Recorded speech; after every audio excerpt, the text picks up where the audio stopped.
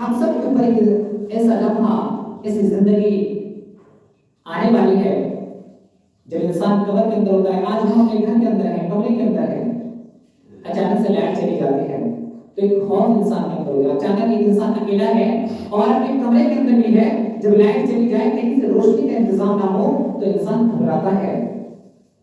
لیکن آپ سوچیں, یہ ایک آپ بستی کے اندر رہ رہے ہیں, انسانوں کے, زندہ انسانوں کے بستیوں میں رہ رہے ہیں, پھر آپ کے دل میں اتنا خوف ہوتا ہے کہ لائٹ نہیں ہے, اندھیرا ہے. آپ سوچیں, اللہ رب العالمین نے آسمان پر سورج تو دیا ہے لیکن قبر کے اندر اس کی روشنی نہیں جاتی ہے.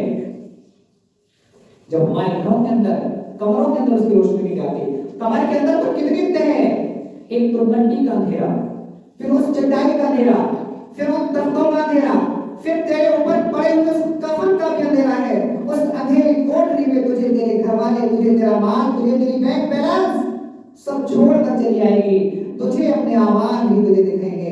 اگر تو ایک اچھا انسان بن کر کے دنیا سے گیا, ایک نیک اعمال کما کر کے گیا تو وہ روشنی کا انتظام کریں گے. لیکن اگر تو ایک اچھا انسان بن کے نہیں گیا, لوگوں کا دل دکھا کر کے گیا, کسی پر الزام تراشی کر کے گیا, اگر کسی انسان کا دل دکھا کر کے چلا گیا تو نیک اعمال بھی تیرے لیے کچھ کام نہیں آئیں گے. یہ ہے قبر کے حالات. آئیے میں آپ کو جہنم کے حالات لے کے چلتا ہوں. جہنم کا معنی ہوتا ہے آگ. جہنم کے کئی نام بھی ہیں. جہنم کو جہنم بھی کہا جاتا ہے جس کے معنی بھی آگ کے ہوتے ہیں. جہنم کا ایک نام ہے النار, اس کا بھی مطلب ہوتا ہے آگ. جہنم کا ایک نام ہے حاویہ, ہلاکت کی جگہ, تباہی کی جگہ. وہ جہنم, اس جہنم کے لیے سوچئے, اللہ کے نبی جناب محمد رسول اللہ صلی اللہ علیہ وسلم نے بیان فرمایا اس جہنم کی آگ کیسی ہے, اس جہنم کی آگ کو کیسے سلگایا جاتا ہے. آج ہم دنیا کے اندر جب آگ کو تیار کرتے ہیں, جب آگ کو جلاتے ہیں تو یہاں لکڑیوں سے کام چلانا پڑتا ہے, لکڑی سے آگ لگائی جاتی ہے. لیکن جہنم کی آگ ایسی نہیں ہے کہ جو لکڑیوں سے تپائی جائے. جہنم کے اندر جو آگ ہے وہ پتھر کے ذریعے اور انسانوں کے ذریعے آگ جلائی جائے گی. ہم جیسے انسانوں سے آگ جلائی جائے گی. اللہ کے نبی صلی اللہ علیہ وسلم نے بیان فرمایا, اللہ رب العالمین نے جب جہنم کو تیار کیا تو فرشتوں کو حکم دیا کہ اے میرے فرشتوں, اس جہنم کی آگ کو تم مزید 1000 سال تک سلگاتے رہو, بھونکتے رہو.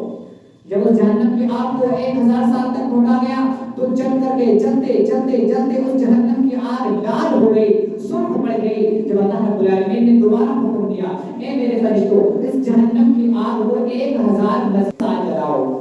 پھر اس جہنم کی آگ کو 1000 سال اور مزید سلگایا گیا. پھر وہ جہنم کی آگ سفید ہو گئی, جل کر کے سفید ہو گئی. اللہ کے نبی فرماتے ہیں, اللہ رب العالمین نے حکم دیا, اے میرے فرشتوں, اب تیسری بار بھی 1000 سال تک اور جلاؤ اس جہنم کی آگ کو.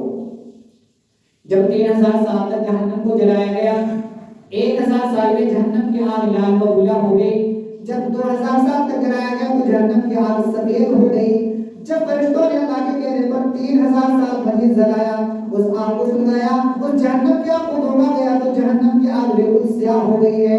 آج دنیا کی آنچ میں دکھائی دی جاتی ہے, جہنم کی آگ میں دکھائی دینے والی نہیں ہے. جہنم کی جو چنگاری ہے, آج دنیا کے اندر آگ ہم اتنی برداشت کر سکتے ہیں. ٹھنڈی کا موسم ہے, جاڑے کا موسم ہے, انسان اپنے قریب آگ کو کر لیتا ہے, انسان اپنے آگ کو قریب کر لیتا ہے, اس سے تاپنے لگتا ہے, اس سے اپنی ضرورت پوری کر لیتا ہے. لیکن جہنم کی آگ اتنی تیز ہے کہ انسان اس کی آگ کو تو بہت دور کی بات ہے, آپ کو سوچنا بہت دور ہے, آگ کی چنگاری کو برداشت نہیں کر سکتا ہے. اللہ رب العالمین فرماتا ہے جہنم کی آگ میں اور دنیا کی آگ میں کتنا فرق ہے, 69 کا فرق ہے. 69 حصے اللہ رب العالمین نے اپنے پاس بچا کر کے رکھے. جہنم کی آگ صرف ایک حصہ دنیا کے اندر دیا ہے جس سے انسان جل کر کے راکھ ہو جاتا ہے. 69 حصے جہنم میں باقی ہے. اب 69 حصوں میں وہ 70واں حصہ جو دنیا میں ہے جس کو ہم برداشت نہیں کر سکتے. اس آگ میں بھی چنگاریاں جو ہوتی ہیں جہنم کی, اللہ رب العالمین فرماتا ہے اس چنگاری کو بھی کتنی بڑی چنگاریاں ہوتی ہیں, ایسی چنگاری نہیں ہے جہنم میں جلا دینے والی. اللہ رب العالمین کہتا ہے انھا ترمی بشرر کالقصر, جہنم کی جو آگ ہے اس سے جو چنگاری نکلتی ہے, جہنم کی آگ کو بہت دور ہے. چنگاری ہی اتنی بڑی بڑی ہے, دنیا کے اندر جتنے بڑے قصر ہوتے ہیں, جتنے بڑے محل ہوتے ہیں, جتنے بڑے بڑے بلڈنگیں ہوتی ہیں, انھا ترمی بشرر القصر، دنیا کے اندر جو بڑے بڑے محل ہوتے ہیں، اتنی بڑی بڑی جہنم کی آگ کی ایک ایک چنگاری ہے۔ جہنم میں دروازے کتنے ہیں؟ اللہ کے نبی فرماتے ہیں جس طریقے سے اللہ رب العالمین نے جنت کے 8 دروازے بنائے ہیں، سمانیہ فی الجنت ابواب، جنت کے 8 دروازے ہیں، لیکن اللہ رب العالمین نے جہنم میں جو دروازے بنائے ہیں لہا 7 ابواب، 7 بڑے بڑے دروازے بنائے ہیں۔ جہنم گہری کتنی ہے؟ اللہ کے نبی بیٹھے ہیں، صحابہ کرام بیٹھے ہوئے ہیں، اچانک سے ایک دھماکے کی آواز ہوتی ہے، بم بلاسٹ ہوتا ہے۔ صحابہ کرام سے اللہ کے نبی پوچھتے ہیں میرے ساتھیوں یہ آواز کیسی ہے؟ آواز معلوم ہے کس کی آواز ہے؟ صحابہ کتنے معصوم ہوا کرتے تھے، اللہ کے نبی سے فوراً کہتے ہیں اللہ اس کا رسول ہی بہتر جانتا ہے، اللہ کو جانتا ہے، اس کا رسول اس کو جانتا ہے۔ صحابہ کہتے ہیں تو اللہ کے نبی نے فرمایا اے میرے ساتھیوں، ابھی جو تم نے دھماکے کی آواز سنی ہے، جہنم کے اندر 70 سال پہلے ایک پتھر کو ڈالا گیا تھا۔ جہنم اتنی گہری ہے، 70 سال پہلے ایک پتھر کو جہنم میں پھینکا گیا، اب 70 سال آج ہوئے ہیں تو اس کی تہہ تک پہنچی ہے وہ پتھر، وہ اس کا دھماکہ ہے۔ اللہ رب العالمین فرماتا ہے گناہگاروں کو جب جہنم کے دروازے پر لایا جائے گا، وسیق الذین کفروا الی جہنم زمرا، جہنم کے دروازوں پر جب گنہگار لوگوں کو، گنہگار انسانوں کو، گنہگار بندوں کو جب لے کر کے آیا جائے گا تو جہنم چیخ رہی ہوگی، جہنم دہا رہی ہوگی، کیا کہہ رہی ہوگی؟ مجھے 3 لوگوں پر مسلط کر دیا گیا ہے، 3 لوگوں پر مجھے سب سے پہلے کھانا ہے، 3 لوگوں کو میرے اندر سب سے پہلے آنا ہے۔ اور جہنم ایسی کھینچ کر نہیں آئی۔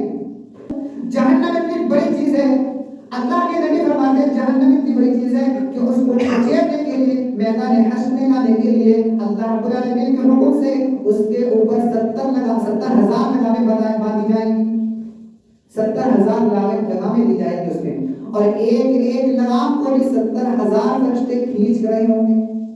کاؤنٹنگ کیجیے، ایک جہنم اور اس کو کھینچنے، اس کو باندھنے کے لیے 70,000 فرشتے، اور ہر ایک 70,000 لگانے، اور ایک لگام کے اوپر بھی 70,000 فرشتے، تب جہنم کھینچ کر آئے گی، اور جہنم چیخ رہی ہوگی، جہنم دہا رہی ہوگی، جہنم بول کر رہی ہوگی مجھے 3 لوگوں کو میرے اندر سب سے پہلے آنا ہے۔ کون سے لوگ ہیں؟ اللہ کے نبی فرماتے ہیں وہ 3 لوگ یہ ہیں، سب سے پہلے جہنم آنے کی کہ نافرمان لوگوں کو، ماں باپ کو ستانے والوں کو، ماں باپ کو دکھ دینے والوں کو، ماں باپ کو کمزور، ماں باپ کو ستانے والوں کو سب سے پہلے میری دنیا کے اندر ڈالا جائے۔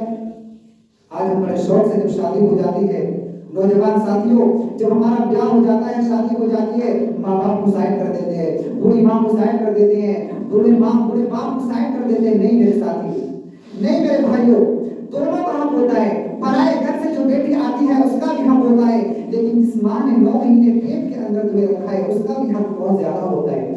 بیوی کے اوپر یہ حق ہوتا ہے کہ سب سے زیادہ اگر بات مانے تو اس کی شوہر کی مانے، لیکن شوہر کے اوپر حق یہ ہے کہ اپنی بیوی سے بھی زیادہ اگر ترجیح دے تو اپنی ماں کو ترجیح دے۔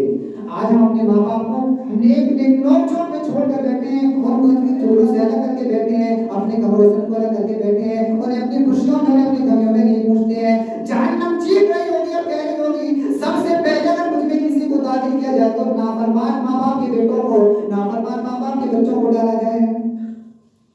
دوسری کون ہے؟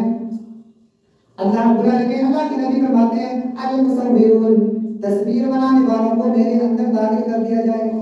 بہت اچھا ہے، کتنی بہترین آئی، آئیے آپ بھی آ جاؤ، کتنا اچھا آ رہا ہے فوٹو، آئیے آپ بھی کھچوا لیجیے۔ میرے ساتھیوں، جہنم چیخ رہی ہے اور کہہ رہی ہے کہ تصویر بنانے والوں کو سب سے پہلے اندر میرے ڈالا جائے۔ جہنم ہے یہ۔ اللہ کے نبی صلی اللہ علیہ وسلم فرماتے ہیں ایسے ایسے لوگ جہنم میں جائیں گے۔ اللہ فرماتے ہیں جب میں معراج کو گیا تو جہنم میں ایک اور میں نے عذاب دیکھا۔ جہنم میں بہت عذاب ہے، جہنم میں طرح طرح کے عذاب ہے۔ اس کا سب سے بڑا عذاب تو وہ آگ کا ہے، سانپ کا الگ ہے، بچھو کا الگ ہے، اس میں گرز مارنے کا الگ ہے، بہت طریقے کے عذاب ہیں، لیکن اس میں ایک عذاب یہ ہے دنیا کے اندر بہت معمولی سی چیز انسان سمجھتا ہے۔ تم نے مجھ سے کچھ کہہ دیا، فلاں انسان ایسا کام کرتا ہے، فلاں انسان نے ایسی باتیں کہی ہیں، میں نے تم سے تو تحقیق نہیں کی ہے، میں نے تم سے نہیں پوچھا ہے، لیکن جب سامنے والا انسان میں دوسرا ملتا ہے اس کی بات کرتے وہ تو ایسا ہے، وہ ویسا ہے۔ اللہ کے نبی فرماتے ہیں جہنم میں نے ایسے لوگوں کو دیکھا ہے جن کے ناخن تانبے کے ہیں، جن کے ناخن تانبے کے ہیں، اور وہ اپنے جسموں کو اور اپنے چہروں کو نوچ رہے ہیں۔ اللہ اللہ کے نبی نے فرشتے سے پوچھا اے جبریل اے فرشتے یہ کون ہے؟ اللہ کے نبی صلی اللہ علیہ وسلم کو بیان فرمایا گیا بتایا گیا یہ وہ لوگ ہیں جو دنیا کے اندر اپنے بھائی کا گوشت کھایا کرتے تھے، اپنے مردہ بھائی کا گوشت کھایا کرتے. کون ہے جو مردہ بھائی کا گوشت کھائے گا؟ کوئی نہیں کھاتا. کھاتے ہیں. گوشت کھانے کا مطلب یہ نہیں ہے کہ ہم اپنے مردہ بھائی کے گوشت کے بعد گوشت کو کھا لیں. اللہ کے نبی فرماتے ہیں اس سے کیا مطلب ہے؟ دوسرے مسلمان بھائی کے اس کے پیٹھ پیچھے برائی کرنا، یہ اس کا گوشت کھانا، اپنے مردہ بھائی کا گوشت کھانا ہے. اور اس کا عذاب کیا ہے؟ جہنم میں ہم اپنے چہروں کو اپنے جسموں کو نوچیں گے. یہ ہے ہمارے اندر کوئی برائی ہے، آپ کے اندر کوئی برائی ہے تو ہمارا حق یہ بنتا ہے کہ ہم سب سے پہلے آپ سے کہیں بھائی میرا اور آپ کا مسئلہ ہے. تیسرا کون ہوتا ہے اس کے بیچ میں آنے والا؟ تیسرا کون ہوتا ہے سمجھ میں اس بات کو سننے والا؟ اور اگر میں اس برائی کو دور کرتا ہوں تو ٹھیک ہے. کیوں؟ دیکھیے اس میں آپ کو فائدہ نہیں ہوگا. میرے اندر کوئی خامی ہے، آپ کے اندر کوئی خامی ہے، میں آپ کو بتاؤں یا مجھے بتائیے. اگر آپ مجھ سے کہیں گے تو یہ نصیحت بھی کہلائے گی، ہو سکتا ہے میں اس برائی کو چھوڑ دوں. لیکن آپ اگر دوسرے سے کہیں گے تو یہ نصیحت نہیں بلکہ برائی کہلائی جائے گی، بدی کہلائی جائے گی. اور اگر خدا نخواستہ اس کے اندر وہ عیب نہیں ہے، اس کے اندر وہ کمی نہیں ہے، تب تو بہتان ہے. پھر تو یہ سمجھ لیجئے اللہ رب العالمین جب میدان حشر میں آپ کو جمع کرے گا اور تمام کے تمام آپ کے اعمال کا حساب کتاب ہو جائے گا. آپ چاہے کتنے بڑے متقی کیوں نہ ہو جائیں، آپ چاہے کتنے بڑے پرہیزگار کیوں نہ ہو جائیں، عالم فاضل مولانا مفتی کوئی بھی ہو جائے، جنت آپ کے سامنے ہے، ٹکٹ مل چکا ہے، بالکل قدم رکھنے والے ہیں، لیکن ابھی آپ جنت کے اندر نہیں جا سکتے. کچھ انسان ہیں جو آپ کے لیے ابھی رکے ہوئے ہیں. اللہ کے نبی فرماتے ہیں ایک انسان ہے جنت میں جانے والا ہے لیکن ابھی وہ جنت میں نہیں جائے گا. کچھ لوگوں کی فہرست ہے، کچھ لوگ موجود ہیں اللہ رب العالمین سے کہہ رہے ہیں اے اللہ رب العالمین آج ہمارا حساب پورا کر دیجئے، یہ انسان جنت میں جا نہیں سکتا ہے. اللہ فرمائے گا بتا تو جنت میں جانے سے کیوں روک رہا ہے اس کو؟ اے اللہ رب العالمین اس نے دنیا کے اندر مجھ پر جو بہتان باندھا تھا، جو میری بدی کی تھی، جو میرے اوپر جو اس نے میرے اوپر جو عیب لگایا تھا، یا دنیا کے اندر میرے اوپر جو ظلم کیا تھا، یا دنیا کے اندر مجھے جو ظلم کے ذریعے ستایا تھا، یا دنیا کے اندر اس نے مجھے بیجا گالیاں دی تھی، اللہ رب العالمین اس کا کیا مجھے بدلہ دیا جائے؟ ہم اتنے بڑے متقی، اتنے بڑے پرہیزگار، اتنے بڑے اللہ والے ہو کر بھی جنت میں جا نہیں سکتے ہیں. کیوں؟ اللہ رب العالمین کہے گا فلانا بندہ یہ کیا صحیح کہہ رہا ہے؟ صحیح کہہ رہا ہے؟ اللہ صحیح تو کہہ رہا ہے، اس کے اندر کوئی عیب میں نے پایا نہیں تھا، اس کے اندر میں نے وہ بدی والی چیز نہیں پائی تھی، پھر تو نے بدی کیوں کی؟ اب اس کا بدلہ دے. اے اللہ میرے پاس تو کوئی بدلہ دے، میرے کو ہے ہی نہیں، تو بدلہ کیسے دوں؟ اللہ رب العالمین فرماتا ہے جو تیرے پاس نیک اعمال ہیں جن کے بدلے تو جنت کا دروازہ کھٹکھٹانے والا ہے، جنت میں جانے والا ہے، اب یہ نیک اعمال اپنے اس برائی کے بدلے اس کو دے دے. جنت میں جانے والا انسان رک گیا. اب یہ انسان اب یہاں اور بھی باقی ہے، اپنے نیک اعمال کی بدولت اس نے حساب کر دیا، یہاں اور بھی باقی ہے. اللہ اس نے میرے اوپر بھی ظلم کیا ہے، اس نے میرے اوپر بھی عیب لگایا ہے، اس نے میرے اوپر بھی بہتان باندھا ہے. اللہ کہے گا اب کیا کریں بھائی، اس کے پاس نیکیاں تو ہے نہیں، اب تم ایسا کرو اپنے اوپر جو تم نے جو دنیا کے اندر گناہ کیے ہیں اس گناہوں کو اٹھا اس جنتی کے اوپر ڈال دیا جائے. ہائے بدقسمتوں، ہائے بدنصیبوں، دنیا کے اندر نمازیں بھی پڑھتے رہے، دنیا کے اندر روزے بھی رکھتے رہے، دنیا کے اندر نمازیں حج زکات کو دیتے رہے، لیکن مسلمان بھائی کا حق ادا کر کے نہیں گئے، مسلمانوں کے اوپر تہمتیں لگا کر کے چلے گئے، مسلمانوں کو عیب میں ڈال کر کے چلے گئے، مسلمانوں کی بدی کر کے چلے گئے. تمہاری ساری ساری کی ساری نیک مسلمان بندہ لے گیا، اب جنت میں نہیں جا سکتے. اب کیا کہے گا؟ اللہ رب العالمین کہے گا اس کے پاس اب جہنم میں جانے کا ٹکٹ ہو گیا ہے، کیونکہ اس کے پاس گناہ زیادہ ہے، نیکیاں کم ہے. اس کو گھسیٹو، اس کے سر کے بال پکڑو اور اس کو جہنم کے اندر دھکیل دو. ہائے بدقسمتی جنتی تھی، جنت میں جو ملنے والی تھی وہ جہنم میں تبدیل ہو گئی. اسی لیے کہا اگر کسی انسان کے اندر وہ بے عیب ہے، اگر کسی انسان کے اندر عیب پاتے ہو تو اسی سے کہو تو نصیحت بھی کہلاتی ہے، اور اگر اس کے اندر عیب نہیں ہے دوسروں سے کہتے ہو تو بدی بھی ہوتی ہے، اور عیب نہیں ہے تو بہتان ہوتا ہے. اللہ رب العالمین کے سامنے وہ شکایت کرے گا جب تم اس کے بہتان کو اس کے اوپر نہیں بتا سکتے. اللہ پوچھے گا بتا اس کے اندر یہ عیب تھا، تو نے جو دنیا کے اندر لوگوں میں شور مچا رکھا تھا یہ فلاں انسان ایسا کام کرتا ہے، یہ فلاں کے اندر یہ برائی پائی جاتی ہے، یہ عیب تھا؟ نہیں تھا. کیوں کیا؟ میں نے اپنی بھڑاس نکالنے کے لیے، میں نے اپنی دشمنی نکالنے کے لیے، میں نے اس کی عزت کو چھلنی چھلنی کرنے کے لیے یہ باتیں کی، دوسرے لوگوں سے شکایتیں کرتا تھا. اب بتا تیرے ساتھ کیا کروں؟ اے بندہ بتا تیرے ساتھ کیا معاملہ کیا جائے؟ اے اللہ یہ بندہ کہہ رہا ہے اے اللہ جو دنیا کے اندر اس نے میری عزت کو چھلنی چھلنی کیا، جو دنیا کے اندر میری میری عزت و آبرو کی، جو عزت و آبرو کی عزت کو جو ہے اس نے برباد کر دیا، اے اللہ اب اس سے میرے اوپر وہ عیب نکلوا، اگر میں نے کیا ہے تو ظاہر کرے۔ یہ بندہ کہے گا نہیں کیا تھا اس نے، تو اللہ رب العالمین صاحب کہے گا میں کچھ نہیں کہہ سکتا، حقوق اللہ تو اللہ کے ہاتھ میں ہے، اللہ کے حقوق تو ہاتھ میں رحمان ہونے کے واسطے معاف کر سکتا ہوں، رحیم ہونے کے واسطے معاف کر سکتا ہوں، لیکن حقوق العباد میں کوئی کمپرومائز نہیں ہے۔ حقوق العباد جو تو مار کر کے آیا ہے، اس کے اوپر جو ہے بنا کر کے آیا ہے، یا تو عیب ظاہر کر دے یا بہتان اس کے اوپر بتا دے اس نے یہ کام کیا تھا، ورنہ تو جب تک اس کے بہتان کو ثابت نہیں کر دیتا جہنم میں جلتا رہے گا، اور جب اس نے کیا نہیں اس کے اعمال میں لکھا نہیں ہوگا، اور جب تک کہ تم جنت میں آ نہیں سکتے ہو۔ برادران اسلام کہنے کا مطلب یہ ہے ہمیں صحیح معنوں میں صحیح طریقے سے قرآن و حدیث کی باتوں کو ویسے سمجھنے کی کوشش کرنی چاہیے جیسا کہ اللہ کے نبی نے نصیحتیں فرمائی ہیں۔ ہم مسلمانوں پر اللہ رب العالمین سے دعا کرتے ہیں کہ اللہ رب العالمین ہم مسلمانوں پر جہاں جہاں ظلم و ستم ہو رہا ہے اس کو بھی فرما، یا اللہ رب العالمین جہاں جہاں مسلمان پریشان ہیں ان کو پریشانی کو دور فرما دے، یا اللہ رب العالمین جہاں جہاں مسلمان بیمار ہیں تیرے بندے بیمار ہیں ان کو بیماری سے شفا کاملہ شفا عطا فرما، یا اللہ رب العالمین جب تک ہم اس دنیا کے اندر زندہ رہیں اسلام پر زندہ رکھنا اور جو ہمارا خاتمہ ہو ایمان پر فرمانا۔